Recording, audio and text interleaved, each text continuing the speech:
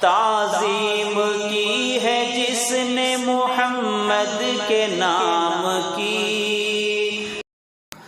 معزز سامعین کرام، پردہ نشین خواتین اسلام، اللہ تبارک و تعالی اپنے بندوں کو ہر وقت اپنی یاد میں دیکھنا چاہتا ہے، چاہے خوشی کا موقع ہو یا غم کا موقع۔ اللہ چاہتا ہے کہ بندے ہم سے ملتے رہیں اور ہمیں یاد کرتے رہیں، اور یہ کوئی ناممکن بات نہیں ہے کہ بندہ ہر وقت اللہ کو یاد کرتا رہے۔ جو لوگ اللہ کو کبھی کبھی یاد کرتے ہیں ان کے لیے یہ مشکل کام ہے کہ ہر وقت اللہ کو کیسے یاد کریں، لیکن اسی دنیا میں اللہ تعالیٰ نے ایسے بندے بھی پیدا کیے جو ہر وقت اللہ کی عبادت میں اور اللہ کے ذکر میں رہا کرتے تھے۔ سالہ سال تک فرشتوں کو ان کے تعلق سے کوئی گناہ لکھنے کا موقع نہیں ملا، یعنی اسی دنیا میں ایسے بندے بھی گزرے ہیں کہ کئی سال گزر جاتے تھے اور فرشتے کو ان کے گناہ لکھنے کا موقع نہیں ملتا تھا۔ ایک تو وہ بندے گزرے ہیں، اور آج ہم جس زمانے میں زندگی گزار رہے ہیں یہ وہ موقع ہے کہ فرشتوں کو نیکیاں لکھنے کا ہم موقع نہیں دیتے۔ ہماری زندگی میں گناہ ہی گناہ ہیں۔ ایک آدمی یہ سمجھتا ہے کہ ہم کسی کو گالی تو نہیں دیتے، کسی کا مال تو چوری نہیں کرتے، کسی کی غیبت تو نہیں کرتے، ہم اپنے گھر میں بیٹھے ہوئے ہیں، گناہ تو نہیں کر رہے ہیں، لیکن گناہ صرف اسی کا نام نہیں کہ کسی کا مال چوری کر لیا، گناہ صرف اسی کا نام نہیں کہ کسی کو مارا، کسی کو گالی دیا، کسی کی غیبت کی۔ گناہ یہ بھی ہے کہ اللہ کی اہم عبادت نماز اگر کوئی بندہ نہ پڑھے تو گناہ کبیرہ ہے اور اللہ تعالیٰ کے حق کو ضائع کرنے والا ہے۔ ہم اپنی زندگی اور حضور صلی اللہ علیہ وسلم کے زمانے میں منافقوں کی زندگی کا اگر جائزہ لیں گے تو ہماری زندگی اور ان منافقوں کی زندگی میں کتنا فرق ہوتا ہے۔ اس زمانے کے منافقین نماز تو پڑھتے ہی تھے، جماعت چھوڑنے کی بھی ان کو ہمت نہ ہوتی تھی، جماعت سے نماز پڑھتے تھے، نماز نہیں چھوڑتے تھے۔ اور آج ہم کیسے ہیں ہر ایک کو پتہ ہے، ہم سرے سے نماز ہی نہیں پڑھتے۔ تو اب بہتر کون ہے؟ عمل کے اعتبار سے حساب لگا لیں، جائزہ لے لیں کہ ہم اچھے ہیں یا وہ اچھے تھے۔ نہ جانے کس وجہ سے ہم اپنے کو اچھے کہتے ہیں اور ہم کس چیز پر فخر کرتے ہیں۔ اللہ کے بندے جنہوں نے اس دنیا میں جنم لیا اور آسمان سے اپنے حق میں فیصلے اتروائے، رضی اللہ عنہم ورضوا عنہ، یہ صحابہ کرام کی شان میں نازل ہوئی، اور صحابہ کے کرام کے بعد تابعین کا دور آیا، تبع تابعین کا دور آیا۔ ہر زمانے میں ایسے بندے دنیا میں موجود رہے جو اللہ کے ذکر میں ایسے والہانہ مشغول ہوتے تھے کہ دوسروں کو ان سے ملنے کے لیے موقع ہی نہیں ملتا تھا، لیکن ہمیں احساس نہیں ہے، ہم بہت جلدی خوش ہو جاتے ہیں۔ ایک ذرا سی کوئی نیکی کر لی تو اتنا خوش ہو جاتے ہیں کہ اب جیسے کسی دوسری نیکی کی ضرورت نہیں ہے، وہ قبول ہو گئی۔ حضرت رابعہ بصریہ رحمۃ اللہ علیہا کا نام سنا ہے، بصرہ کی رہنے والی، اللہ کی ایک ایسی ولیہ اور اللہ کی بندی گزری ہیں کہ آج پوری دنیا میں اور تاریخ کی ہر کتاب میں، ولایت کی ہر کتاب میں جن کا نام موجود ہے، سلوک و تصوف کی کوئی مجلس ایسی نہیں ہوگی جس میں ان کا ذکر نہ لیا جاتا ہو، نام نہ لیا جاتا ہو۔ ہم اپنی بیٹیوں کے نام رابعہ بصریہ رکھتے ہیں، ان کی تاریخ بھی اٹھا کر دیکھیں کہ یہ کیسی اللہ کی ولیہ تھی۔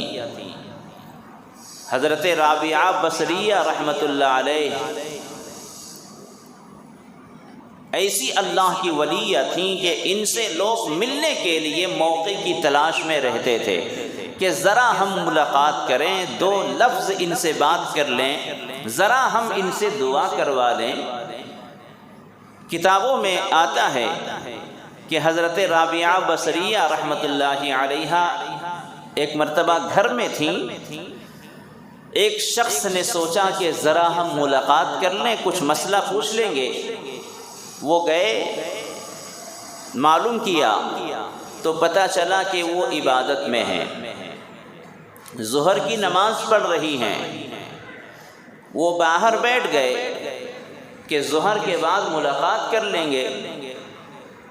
ظہر کی نماز ہوئی تو پھر پوچھا خادمہ سے کہ ملاقات ہو جائے گی؟ تو کہا کہ ابھی تو وہ نفلیں پڑھ رہی ہیں۔ نفلیں پڑھتی رہیں، عصر کا وقت آ گیا، عصر کی نماز شروع کر دی۔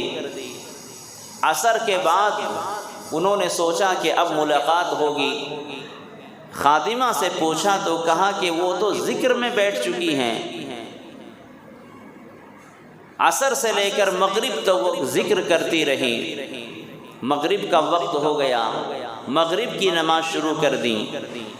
مغرب کے بعد انہوں نے کہا کہ اب ملاقات ہوگی، تو کہا کہ وہ تو اوابین پڑھنے لگی ہیں۔ اوابین پڑھنے کے بعد عشاء کا وقت شروع ہو گیا، عشاء کی نماز پڑھنے لگی۔ پھر انہوں نے پوچھا کہ اب ملاقات ہوگی، تو کہا کہ وہ تو ابھی اپنے جو خاص اوراد و وظائف ہیں، سنن و نوافل ہیں، اس میں وہ بیٹھ چکی ہیں، بہت لمبی لمبی رکعتیں پڑھ رہی ہیں۔ اب ان کو تکلیف ہونے لگی، نیند کا غلبہ ہونے لگا، تو انہوں نے سوچا کہ اب ذرا ہم آرام کر لیتے ہیں، جب وہ فارغ ہوں گی تو ملاقات ہو جائے گی۔ یہاں تک وہ عبادت کرتی رہیں، فجر کی اذان ہو گئی۔ فجر کی اذان ہوئی، نماز پڑھی، نماز کے بعد انہوں نے سوچا کہ اب ملاقات کر لیں گے، تو کہا کہ اب تو وہ اشراق کی نماز پڑھ رہی ہیں۔ اشراق کے بعد انہوں نے سوچا کہ ملاقات کریں گے، تو اشراق کے بعد تھوڑی دیر وہ آرام کر رہی تھی، جیسا کہ اکابرین کا معمول ہے۔ اشراق کے بعد جب وہ سو رہی تھیں تو گھبرا کر اٹھی ہیں اور یہ دعا پڑھتی ہوئی اٹھی ہیں، جس کا ترجمہ یہ ہے کہ اے اللہ، ایسی نیند مجھے نہ دے جو تیری عبادت سے روک دے، جو تیری عبادت سے غافل کر دے، ایسی نیند مجھے نہ دے۔ وہ گھبرا کر اٹھی ہیں اور پھر چاشت کی نماز پڑھنے لگیں، یہاں تک کہ فجر سے لے کر ظہر تک پورا وقت انہوں نے اللہ کی عبادت میں صرف کر دیا۔ اور یہ ایک دن کا معمول نہیں، اپنی پوری زندگی کا معمول تھا۔ ایک آدمی ملاقات کے لیے ان کے پاس ٹائم نہیں ہے کہ وہ کسی سے ملاقات کر سکیں، لوگ ایسی عبادت میں رہا کرتی تھیں۔ ایک بادشاہ کے بارے میں ان کی ماں نے کہا کہ بیٹے ایسا لگتا ہے کہ اب تیری بادشاہت کے زوال کا وقت آ گیا ہے، تیری بادشاہت کے ختم ہونے کا موقع آ گیا ہے، اب تیری بادشاہت قائم نہیں رہے گی، تیری بادشاہت عنقریب ختم ہو جائے گی۔ تو انہوں نے کہا کہ امی آپ ایسی بات کیوں کہہ رہی ہیں؟ کیا میں ظلم کر رہا ہوں؟ کیا میں رعایا کا حق ادا نہیں کر رہا ہوں؟ کیا میں انصاف نہیں کر رہا ہوں؟ کیا میں اپنے آپ کو رعایا کے لیے وقف نہیں کر چکا ہوں؟ میں عدل و انصاف کرتا ہوں، ظلم و زیادتی سے روکتا ہوں، تو پھر اب میری سلطنت کو کیا خطرہ ہے؟ تو ان کی ماں نے کہا کہ بیٹے پہلے تمہارے محل میں 500 خواتین آتی تھیں عبادت کے لیے اور اب صرف 50 آ رہی ہیں۔ اس کا مطلب یہ ہے کہ عبادت میں لوگوں کی رغبت کم ہونے لگی ہے، عبادت کی طرف لوگوں کی توجہ کم ہو رہی ہے، اس لیے اب تیری بادشاہت کے زوال کا موقع آ گیا ہے۔ معلوم یہ ہوا کہ لوگوں کے اندر جب غفلت آتی ہے، لوگوں کے اندر جب دنیا پرستی آتی ہے، اللہ سے ذکر سے دوری ہوتی ہے، اللہ کی عبادت سے دوری ہوتی ہے، تو سلطنت کا خاتمہ ہوتا ہے، نعمتوں کا خاتمہ ہوتا ہے، لوگوں پر ہلاکت و بربادی کا آغاز ہوتا ہے۔ تو یہ اس زمانے کی باتیں تھیں جب لوگ نماز پڑھتے تھے، اگرچہ تعداد کم ہوتی تھی، نمازیں پڑھتے تھے، نمازیں ہوتی تھیں، لیکن تعداد کم ہوتی تھی، 500 کے بجائے 50 لوگ نماز پڑھتے تھے۔ آج جب ہم سرے سے نماز ہی نہیں پڑھتے، اللہ کے ذکر سے غافل رہتے ہیں، مادیات میں لگے رہتے ہیں، تو اب ہمارے حالات کا جائزہ لے لیں، کیا ہونا چاہیے اور کیا ہو رہا ہے۔ ہم دنیا بھر کے شکوے کرتے ہیں اور نہ جانے کسے کسے ہم گالیاں دیتے ہیں، اپنے حالات کا جائزہ نہیں لیتے، اپنے حالات کو ہم نہیں دیکھتے، صحابہ کرام کی زندگی کو نہیں دیکھتے، بس ہم ایک ہوا کی طرح سے، ہوا کے جھونکے کی طرح سے جدھر ہوا چلتی ہے ہم ادھر کو جھک جاتے ہیں، اور جو ہمیں کہہ دیا جاتا ہے بس اس کے پیچھے دوڑنا شروع کر دیتے ہیں۔ میرے دوستو، اللہ کے رسول صلی اللہ علیہ وسلم نے فرمایا ایک زمانہ ایسا آئے گا کہ لوگ نمازیں اور دیگر عبادتوں سے ایسے دور ہو جائیں گے کہ ان کے لیے نماز کے لیے موقع نکالنا اتنا مشکل ہوگا، اتنا مشکل ہوگا جیسے اپنے ہاتھ پر چنگاری کو لینا مشکل ہوگا، دین پر چلنا اتنا مشکل ہوگا جیسے اپنے ہتھیلی پر چنگاری کو لینا مشکل ہوگا۔ ایسا لگتا ہے کہ وہ زمانہ ہمارے سامنے آ گیا ہے، لوگ عبادتوں سے ایسے غافل ہیں، آپ کچھ بھی کہہ دیں لیکن وہ سننے کے لیے تیار نہیں ہے، عبادت کے لیے تیار نہیں ہے، رسم ادا کرنے کے لیے، اور رسم ادا کرنے کے لیے ہمارے پاس موقع ہے۔ رمضان گزر گیا، رمضان میں ہم نے عبادت کی یا رسم ادا کی، ہر آدمی سمجھ سکتا ہے پورے 1 مہینے کی محنت کے بعد، پورے 1 مہینے کے ریہرسل کے بعد، پورے 1 مہینے کے مجاہدے کے بعد اگر عید کی نماز ہونے کے دوسرے دن تک بھی ہمارے اوپر اس کا کوئی اثر نہیں ہوا، اس کا مطلب یہ ہے کہ ہم نے 1 مہینے اللہ کی عبادت نہیں کی تھی بلکہ ایک رسم ادا کی تھی، ایک رسم ہم نے ادا کیا ہے۔ اگر اللہ کی عبادت کی ہوتی تو کم از کم کچھ دنوں تو ہمارے اوپر اس کا اثر ہوتا، کچھ دنوں تک تو اس کا ہمیں رنگ نظر آتا، لیکن عبادت اگر نہیں ہوئی، رسم ادا ہوئی ہے تو اس کا اثر یہی ہونا تھا۔ ہماری زندگی میں کوئی تبدیلی نہیں آئی۔ رمضان کے دنوں میں بھی میں اکثر یہ کہا کرتا تھا کہ روزے ہمارے قبول ہو رہے ہیں یا نہیں، ہر آدمی اپنا اپنا جائزہ لے کر دیکھ لے۔ رمضان میں روزے ہم نے ادا کیے، رمضان میں روزے کا فائدہ کیا ہوا، ہر آدمی اپنا اپنا جائزہ لے کر دیکھ لے، اپنے گریبان میں جھانک کر دیکھ لے، ان کو پتہ چلے گا۔ اسی طرح رمضان اب گزر چکا ہے، رمضان کے بعد ہماری زندگی میں کوئی تبدیلی آئی یا نہیں، اس کا جائزہ لے کر دیکھ لے۔ دنیا کہاں سے کہاں پہنچ گئی، دنیاوی اعتبار سے لوگ کہاں سے کہاں پہنچ گئے، لیکن ہم دین کے اعتبار سے جہاں تھے وہ آج بھی وہی ہیں۔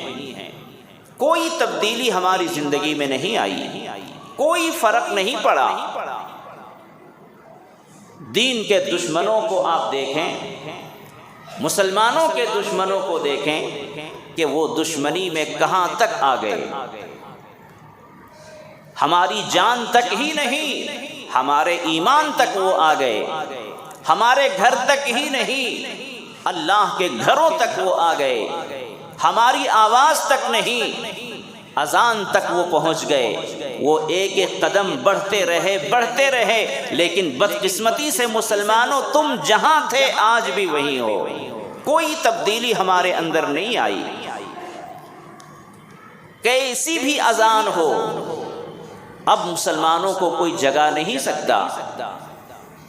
کیسی بھی بلند ترین اذان دی جائے، مسلمانوں کے کان میں وہ آواز نہیں پہنچے گی۔ رمضان آنے تک ہمیں کوئی جگا نہیں سکتا۔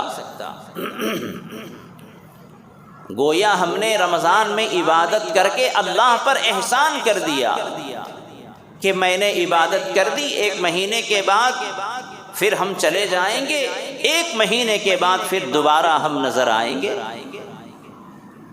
یہ بے وفائی اگر تم اپنے دوست کے ساتھ کرو تو دوست تمہیں لات مار کر بھگا دے۔ یہ بے وفائی کسی معشوقہ کے ساتھ کرو، محبوبہ کے ساتھ کرو، تیرے چہرے پر تھوک دے گی کہ خود غرض آدمی۔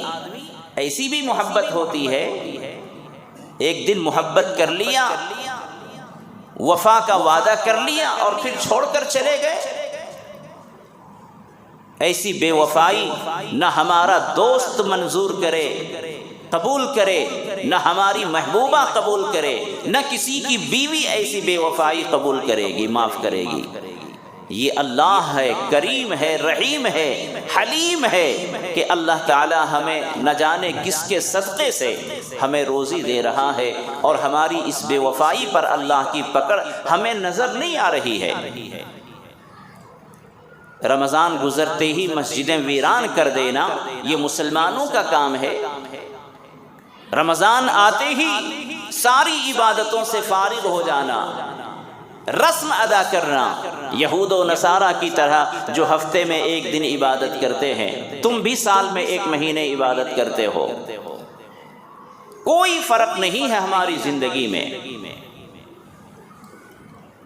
لاؤڈ اسپیکر پر اذان دینے کی بات آ رہی ہے، لاؤڈ اسپیکر پر اذان نہیں دینا یا اذان کی آواز کو دھیمی کر لینا، یہ موقع کون دے رہا ہے؟ اور لاؤڈ اسپیکر پر اذان کیوں دی جائے گی؟ اذان تو آپ کے لیے ہو رہی تھی، مسلمانوں کو اطلاع دینے کے لیے ہو رہی تھی۔ اذان کی ابتدا کیسے ہوئی؟ اذان کا آغاز کیسے ہوا؟ نبی کریم صلی اللہ علیہ وسلم جب ہجرت فرما کر مدینہ منورہ تشریف لے آئے تو لوگوں کو بتانے کے لیے کہ اب نماز کا وقت ہو چکا ہے، آپ کے ذہن میں ایک فکر لاحق ہوئی کہ لوگوں کو کیسے اطلاع دیا جائے، لوگوں کو کیسے بتایا جائے۔ مجلس بیٹھی، اللہ کے رسول صلی اللہ علیہ وسلم نے فرمایا کہ اب مدینے کے اندر آبادی بڑھ رہی ہے، لوگوں کی تعداد زیادہ ہو رہی ہے، تو اب کیسے لوگوں کو پتہ چلے گا کہ ظہر کا وقت شروع ہو گیا ہے، عصر کا وقت شروع ہو گیا ہے، مغرب کا وقت شروع ہو گیا ہے، عشاء کا وقت شروع ہو گیا ہے، تو اس کی اطلاع کیسے دی جائے گی؟ صحابہ کرام نے مختلف اپنے اپنے طریقے بتائے۔ کسی نے بتایا کہ آگ روشن کر دیا جائے، جب نماز کا وقت ہو اور آگ جلا دی جائے تو اس کا دھواں اوپر کو اٹھے گا تو لوگ سمجھ جائیں گے کہ نماز کا وقت شروع ہو گیا ہے، جماعت کھڑی ہونے والی ہے۔ اللہ کے رسول نے فرمایا یہ طریقہ ٹھیک نہیں ہے۔ پھر کسی نے کہا کہ ایک جھنڈا بلند کر دیا جائے وہ دیکھ کر لوگوں کو پتہ چل جائے گا۔ آپ نے فرمایا یہ بھی مناسب نہیں ہے۔ کسی نے کہا کہ سنکھ ناقوس بجا دیا جائے جو مندروں میں بجایا جاتا ہے، اللہ کے رسول نے فرمایا یہ بھی طریقہ ٹھیک نہیں ہے۔ کسی نے کچھ دیا، کسی نے کچھ رائے دی، لیکن فیصلہ نہیں ہو سکا کہ اذان یا لوگوں کو اطلاع کیسے دیا جائے۔ مختلف اپنے اپنے طریقے بتاتے رہے اور مجلس ختم ہو گئی۔ صحابہ کرام بھی فکر مند تھے اور اللہ کے رسول صلی اللہ علیہ وسلم بھی فکر مند تھے۔ اب آپ سمجھ رہے ہیں نا کہ اذان کی ضرورت کیوں پڑی؟ لوگوں کو جگانے کے لیے، لوگوں کو بتانے کے لیے، مسلمانوں کو جگانے کے لیے کہ اب نماز کا وقت ہو چکا ہے۔ یہ صرف مسجد کے مینار سے آواز بلند کرنا مقصد نہیں ہے۔ اچھا لاؤڈ اسپیکر پر ایکو سسٹم سے اذان لوگوں کو سنا کر خامخواہ لوگوں کو تکلیف دینا مقصد نہیں ہے۔ لوگوں کو نماز کی اطلاع دینا مقصد ہے۔ لوگوں کو اذان کے ذریعے سے نماز کے لیے بلانا مقصد ہے۔ جب تم آنا ہی نہیں ہے، جب مسلمانوں کو آنا ہی نہیں ہے تو کیا فائدہ لاؤڈ اسپیکر پر اذان دے کر؟ یہ موقع کون دے رہا ہے؟ ہم اور آپ دے رہے ہیں۔ کہنے والے یہی کہہ رہے ہیں کہ بھائی تمہارے یہاں مسجد میں کتنی نمازی ہوتے ہیں، کتنی صفیں ہوتی ہیں؟ 1-1.5 صف۔ اس کے لیے پورے محلے میں ہائی آواز کی، ساؤنڈ کی لوگوں کو یہ سناتے ہو صبح فجر میں، عصر میں، مغرب میں، عشاء میں، کیا ضروری ہے؟ یہ موقع کوئی اور نہیں، ہم مسلمان دلوا رہے ہیں۔ 1.5-2 صف کے لیے اتنا ہائی ساؤنڈ اسپیکر پر، لاؤڈ اسپیکر پر آواز کو بلند کرنا، اس میں لوگوں کو تکلیف ہوتی ہے۔ جب یہ بات کہی جاتی تو ایک مسلمان کھڑا ہو کر کہتا کہ ہاں ہمیں نماز کی اطلاع چاہیے، میں یہاں سے جاتا ہوں نماز کے لیے، لیکن ہمارے پاس کوئی جواب نہیں تھا، لہذا ہم نے موقع بھی دیا۔ آبیل مجھے مار، آبیل مجھے مار، یہ ہم نے موقع دیا ہے کہ وہ ہمارے احکام شرعیہ پر پابندی لگائیں۔ جتنی بھی پابندیاں لگ رہی ہیں، اسلامی احکامات پر جو بھی پابندیاں نافذ ہو رہی ہیں، اللہ کی قسم یہ مسلمان تم قصوروار ہو، تم اس کے ذمہ دار ہو۔ حکومتیں جو دلیلیں دیتی ہیں اس کا جواب ہمارے پاس نہیں ہے۔ تو عرض یہ کرنا ہے کہ لاؤڈ اسپیکر پر اذان آپ کے لیے دی جاتی تھی، لیکن آپ تو آنے کا نہیں ہے۔ آپ کو کیسی بھی تقریر کر دی جائے، کوئی بھی قرآن کی حدیث، قرآن کی آیت اور حدیث آپ کو پڑھا دی جائے، دارالعلوم دیوبند کے شیخ الحدیث رو رو کر آپ کے سامنے فریاد کریں کہ مسلمانوں آؤ مسجدوں کو ویران نہ کرو، لیکن میں قسم کھا کر کہتا ہوں آپ کی عادتوں کو دیکھ کر، آپ کے رویوں کو دیکھ کر کہ آپ رمضان سے پہلے مسجد نہیں آئیں گے۔ آپ نے قسم کھا لی ہے۔ یہ کس مولوی نے لکھ کر دے دیا کہ رمضان گزرتے ہی آپ کو چھٹی ہے؟ رمضان میں آپ کی عبادتیں قبول ہو گئی ہیں، کس نے آپ کو فتویٰ دے دیا؟ رمضان میں 1 مہینہ ہم مکمل مسلمان بن جاتے ہیں، رمضان گزرتے ہی ہم سمجھتے ہیں کہ بس 1 مہینے کی عبادت پورے سال کے لیے کافی ہے۔ ایک وقت کی نماز چھوڑو گے 80,000 ایک حقبہ جہنم میں ڈالے جاؤ گے، اور پھر اللہ کے رسول صلی اللہ علیہ وسلم کی شفاعت سے جو محروم ہوگے۔ خدا کی قسم جب سنو گے اس حدیث کو، قیامت کے دن اللہ کے رسول صلی اللہ علیہ وسلم کی شفاعت کسے ملے گی اور کسے نہیں ملے گی؟ کون ہے جو میدان محشر میں ہماری شفاعت کرے، ہماری سفارش کرے؟ اتنی ڈھٹائی پر نہ آئیں، اتنی جرأت نہ دکھائیں، اپنی عادت کو بدلیں۔ جیسا کہ میں نے عرض کیا کہ دشمنان اسلام ایک ایک قدم بڑھ رہے ہیں ہماری طرف، اور ہم جہاں تھے آج بھی وہی ہیں۔ ابھی ملک کے حالات دیکھ لیں، کتنے خطرناک ماحول میں ہم ہیں۔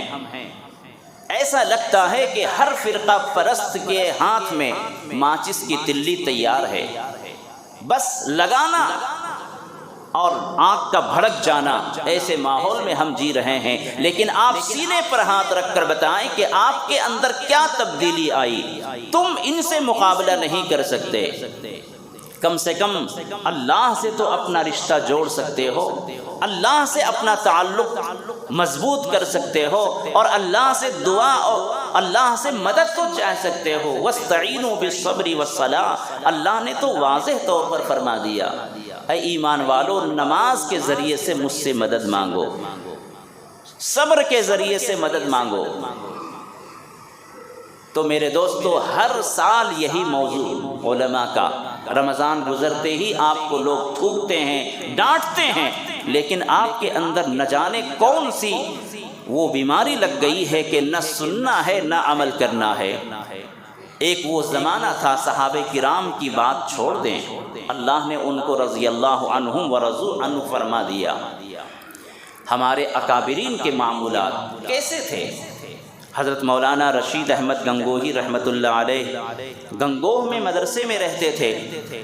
دارالعلوم دیوبند کا سالانہ جلسہ ہوا تو حضرت کو وہاں سے مدعو کیا گیا، وہ تشریف لائے، جلسہ ہوا، جلسے میں عشاء کا وقت ہوا۔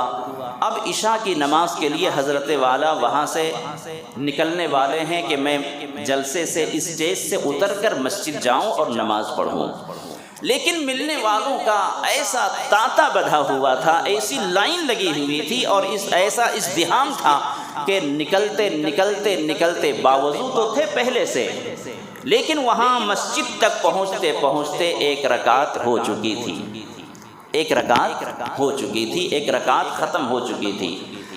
نماز پڑھی، نماز پڑھنے کے بعد بہت ہی افسوس کے ساتھ انہوں نے وہاں ان کے جو مریدین تھے، جو مصلی تھے، انہوں نے گھیر لیا تھا، چہرے پر پژمردگی ہے، چہرے پر غم کے آثار ہیں۔ حضرت نے فرمایا کہ آج افسوس کہ 20 پر 3 سال کے بعد میری تکبیر اولیٰ فوت ہو گئی۔ 20 پر 3 سال میں ہم جوان ہوتے ہیں، انہوں نے جوانی سے لے کر بڑھاپے تک 20 پر 3 سال میں کبھی ایسا نہیں ہوا کہ تکبیر اولیٰ میں وہ نماز میں شامل نہ ہوتے ہوں۔ جب امام تکبیر تحریمہ کہتا ہے، اس وقت سے نماز میں شامل ہونا ہمارے اکابرین کی عادت تھی، تب جا کر اللہ تعالیٰ نے ان کو نوازا اور آج دنیا ان کا نام لیتی ہے، ان کے نقش قدم پر چلتی ہے۔ اور آج ہم کون سی تاریخ بنا رہے ہیں، کون سی تاریخ ہم بنا رہے ہیں اور کون سا نام ہم اپنا روشن کر رہے ہیں؟ ہمارے اکابرین کے انتقال کے بعد آج ہم ان کا نام لیتے ہیں۔ آپ بھی اپنے مرنے سے پہلے اپنا نام کچھ ایسا روشن کرو کہ آپ کو لوگ دلیلوں میں پیش کریں، دلیلوں میں آپ کا نام پیش کیا جائے اور کہے کہ ہمارے محلے میں ایک ایسا بھی آدمی رہتا تھا جو الحمدللہ 5 وقت کے نمازی تھے، ہمارے محلے میں بھی ایسا ایک آدمی تھا جو رمضان کے علاوہ 11 مہینے بھی وہ نماز پڑھتے تھے، ہمارے محلے میں بھی ایک ایسا مسلمان تھا جو صدقہ خیرات میں سب سے آگے رہا کرتے تھے، ہمارے محلے میں بھی ایک مسلمان ایسا تھا جس کی زبان سے کبھی جھوٹ نہیں نکلا۔ ایسے ہم اپنے آپ کو بنائیں۔ دنیا کے رجسٹر میں ہم مسلمان ضرور ہیں، لیکن ہم نے ایگریمنٹ نہیں کرا لیا۔ اللہ کے رجسٹر میں بھی اگر ہمیں مسلمان بن کر اٹھنا ہے قیامت کے دن تو یہ اعمال کریں۔ تو بہرحال اذان صحابہ کرام نے مختلف رائے دی، لیکن کسی پر فیصلہ نہیں ہو سکا اور مجلس ختم ہو گئی۔ ایک صحابی ہیں حضرت عبداللہ بن زید رضی اللہ عنہ، ان کے اوپر شاید زیادہ اثر رہا ہوگا۔ انہوں نے خواب میں دیکھا، اور خواب میں دیکھا کہ 2 آئے ہوئے ہیں اجنبی، 2 آدمی اجنبی آئے ہوئے ہیں، اور وہ یہ کلمہ بتا رہے ہیں جو اذان میں کلمہ پڑھا جاتا ہے، اللہ اکبر اللہ اکبر اشہد ان لا الہ الا اللہ۔ وہ ان کو سکھایا جا رہا ہے، ان کے سامنے بتایا جا رہا ہے۔ وہ صبح بیدار ہوئے، اور اللہ کے رسول صلی اللہ علیہ وسلم کے سامنے اپنا خواب یہ بیان فرمایا۔ آپ کے خواب کو بیان کرنے کے بعد 20 دن کے بعد حضرت عمر فاروق رضی اللہ عنہ نے بھی سیم یہی خواب دیکھا تھا، لیکن حضرت عمر نے بیان نہیں کیا۔ جب حضرت عبداللہ بن زید نے یہ خواب بیان کیا تو حضور صلی اللہ علیہ وسلم نے حضرت بلال کو بلایا اور کہا کہ جو یہ بچہ کہہ رہا ہے آپ یہی کلمہ زور سے بلند آواز سے کہیں، چونکہ حضرت بلال رضی اللہ عنہ کی آواز بہت بلند تھی۔ تو حضرت عمر فاروق رضی اللہ عنہ اپنے گھر سے اس آواز کو سن کر چادر گھسیٹتے ہوئے خدمت نبی صلی اللہ علیہ وسلم پر حاضر ہوئے اور کہا کہ اے اللہ کے رسول میں نے بھی یہی خواب دیکھا۔ تو حضور نے فرمایا کہ تم نے بیان کیوں نہیں کیا ہمارے سامنے؟ تو کہا کہ دراصل آپ کے سامنے حضرت عبداللہ بن زید نے بیان کیا تو ان کے خواب کے بیان کرنے کے بعد مجھے اپنا خواب بیان کرنے میں شرم آئی۔ تو یہ جو اذان ہو رہی ہے اللہ کی طرف سے ایک الہامی ہے، اللہ کی طرف سے خواب میں یہ بتایا گیا ہے اور حضور صلی اللہ علیہ وسلم کی اجازت سے یہ اذان شروع ہوئی ہے۔ تو یہ اذان ہمارے لیے ہے، نماز کی اطلاع دینے کے لیے ہے، نماز کی خبر دینے کے لیے ہے، لیکن میرے دوستو ہم نے اذان کی حقیقت کو نہیں سمجھا۔ نماز کے لیے ہم نہیں آ رہے ہیں، مسجدیں ویران ہیں، مسجدوں کی بد دعا سے بچو۔ مسجدوں کو عالیشان بنانا یہ اگر ثواب کا کام ہے تو اس سے زیادہ ثواب کا کام ہے کہ ہماری مسجدیں ہمارے سجدوں سے آباد ہوں، مصلیوں سے آباد ہوں، تاکہ ہمارے اندر ایمانی حرارت باقی رہے۔ ایمانی حرارت کو، ایمانی طاقت کو باقی رکھنے کے لیے جس طرح ہم اپنے موبائل میں ریچارج کراتے ہیں تاکہ ٹاور سے ہمیں کنیکشن ملتا رہے، اسی طرح ایمان کی طاقت حاصل کرنا ہو، ایمان کا ٹاور اپنے اندر برقرار رکھنا ہو، مسجدوں سے تعلق رکھو۔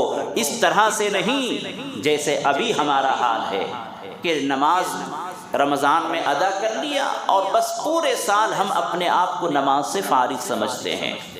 میں عرض کرتا ہوں کہ نماز آپ کی رمضان کی قبول ہو گئی یا نہیں آپ کو پتہ ہے؟ پھر کیوں اسی پر بھروسہ کر کے آپ بیٹھ گئے؟ عبادت کرتے رہنا اور ڈرتے رہنا یہ ہے مومن کی شان۔ عبادت کر کے گھمنڈ نہ کرنا کہ میں نے عبادت کر لی ہے، عبادت کرتے رہنا اور ڈرتے رہنا۔ نماز کے بعد سلام پھیرتے ہی آپ کیا دعا پڑھتے ہیں؟ استغفر اللہ پڑھتے ہیں نا۔ استغفر اللہ کا مطلب کیا ہے؟ اللہ سے معافی چاہنا۔ عبادت کر کے آپ فارغ ہوئے اور اللہ سے معافی چاہ رہے ہیں، مغفرت چاہ رہے ہیں، تو اس کا راز کیا ہے کہ آپ عبادت کر رہے ہیں اور اللہ سے ڈر کر معافی بھی مانگ رہے ہیں۔ تو اس لیے میرے دوستو مسجدوں کی بد دعاؤں سے بچو، مسجدوں کی آہوں سے بچو، اپنے آپ کو ایسا اجنبی نہ بنا لو۔ اذان ہوتی رہتی ہے، ہم اپنے گھر میں بیٹھے رہتے ہیں۔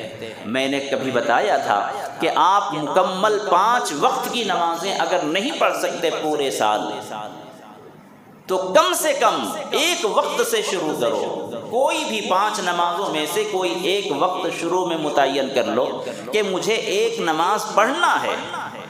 اس میں آپ کے اندر کیا تبدیلی آئے گی؟ جب نماز ایک وقت کی آپ شروع کریں گے تو آپ سب سے پہلے پاک صاف رہیں گے۔ پاک صاف رہنے میں شیطان نہیں بہکائے گا۔ اکثر نوجوانوں سے کہا جائے اگر سال میں کبھی کہ چلو نماز پڑھ کر آتے ہیں تو وہ کمینہ کیا کہتا ہے؟ نوجوان ہے، مسلمان ہے، وہ کہتا میں پاکی سے نہیں ہوں۔ تو پاک صاف رہیں گے تو نماز سے شیطان نہیں روکے گا۔ ایک وقت سے شروع کریں گے، اللہ تعالیٰ توفیق دے گا، 2 وقت کی نماز شروع ہو جائے گی، پھر کچھ دنوں میں 3 وقت کی شروع ہو جائے گی، 4 وقت کی شروع ہو جائے گی۔ نماز نہیں چھوڑو گے، ایک زمانہ ایسا آئے گا کہ نماز آپ کو نہیں چھوڑے گی، نماز آپ کو نہیں چھوڑے گی۔ حضرت رابعہ بصریہ کا واقعہ بتایا، حضرت گنگوہی رحمت اللہ علیہ کا واقعہ بتایا۔ اللہ کے رسول رات بھر نمازیں پڑھتے تھے، پائے اقدس میں ورم آ جاتا تھا۔ جب آپ نماز کو نہیں چھوڑیں گے تو نماز بھی آپ کو نہیں چھوڑے گی، قبر میں ساتھ دے گی، قبر میں شافع بنے گی، جہنم کے عذاب سے رکاوٹ بنے گی، قبر کے عذاب سے رکاوٹ بنے گی۔ تو اپنے آپ کو نمازی بنائیں۔ اسی لیے اللہ نے فرمایا ان الصلاۃ تنہا عن الفحشاء والمنکر، ایک دوا جو ساری بیماریوں کے لیے کافی ہے، نماز پڑھو، یہ تمام بے حیائی اور بری باتوں سے روک دے گی۔ ایک ہی دوا ہے نماز، اور ساری بیماریوں سے، ساری برائیوں سے روک دے گی۔